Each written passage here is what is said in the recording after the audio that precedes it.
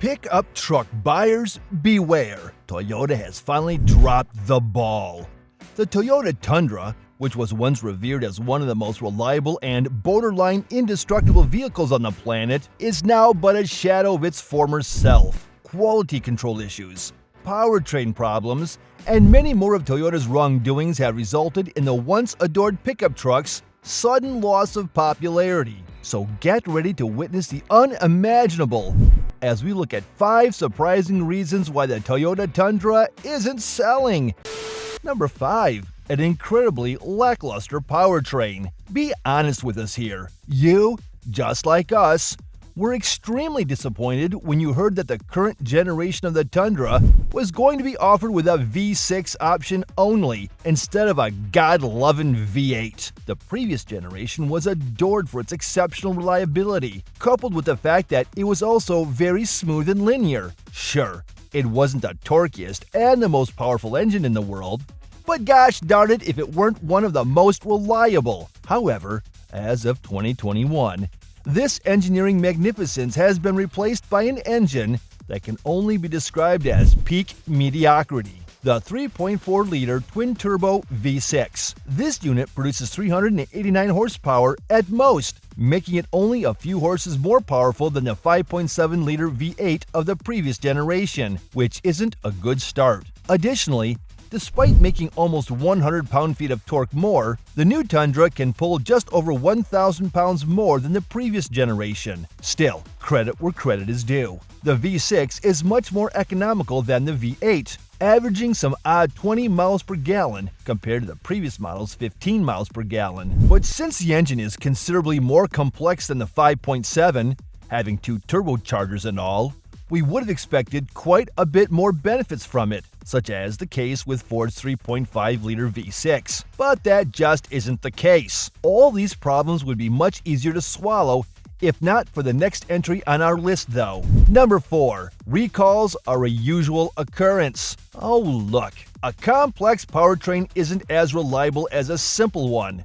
Surprise, surprise. Jokes on the side, we're flabbergasted at how unreliable the V6 is compared to its predecessor. Honestly, the old dinosaur V8 would have been harder to break than an anvil, and yet, this new unit is as fragile as some half-assed Stellantis product. As a result, the Toyota Tundra has already gone through some major recalls that have been unheard of up until now, at least when it comes down to Toyota. One of the most recent recalls happened this May and June, when around 102,000 Toyota Tundras and Lexus LXs were recalled because of their faulty powertrains. This is because there was potential machining debris that remained in the engine after the manufacturing process, which could cause a crankshaft main bearing failure, potentially leading to the whole engine grenading itself. There was also a transmission recall this year, after it was established that the transmission might not disengage when shifted into neutral, meaning that the truck,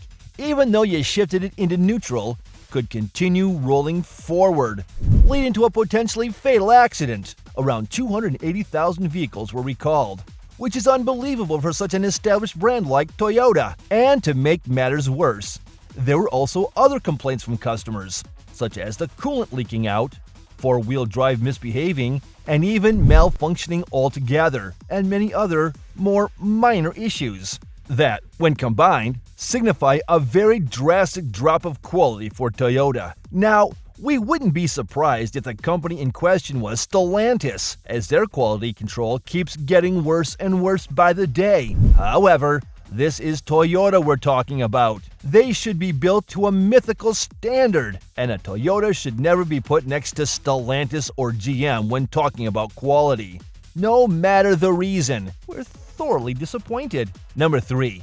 Interior quality is very questionable. Another big reason why the Tundra keeps rapidly losing popularity is its, honestly said, catastrophic interior. Say what you will about the US trucks, but one thing is for certain, their cabins know how to make you feel special. Unfortunately, the same cannot be said for the Tundra, as even after its 2021 redesign, it is still one of the worst pickup trucks in this regard. Now sure, The design of the cabin is very stylish and very contemporary, and the layout and material choice are a definite improvement over the previous generation. However, it is still far from the likes of the Ford F-150 and the Chevy Silverado, let alone the Rolls-Royce of pickup trucks, the Ram 1500. This is only amplified by the fact that the Toyota Tundra has the most cramped rear seats in this segment, making it far from ideal when carrying more than 2 people. Additionally, despite the interior as a concept being better than the previous generation,